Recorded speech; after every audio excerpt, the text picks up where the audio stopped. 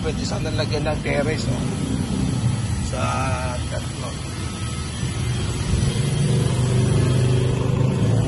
Na nakapag-kisame na sila ng anong tawag yan? Sa kwan? Sa kisame yan? Duplex.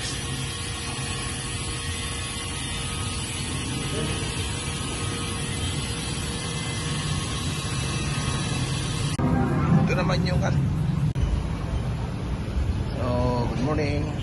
Ito yung kan, no? Tapos na nilagay nila sa third floor.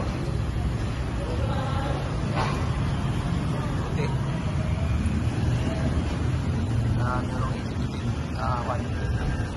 Sana yung nilagay dapat sa third floor. Ay, fourth floor. Pero binago naman ni engineer. Yan, hindi niya nakakawan niya rin maliwanag.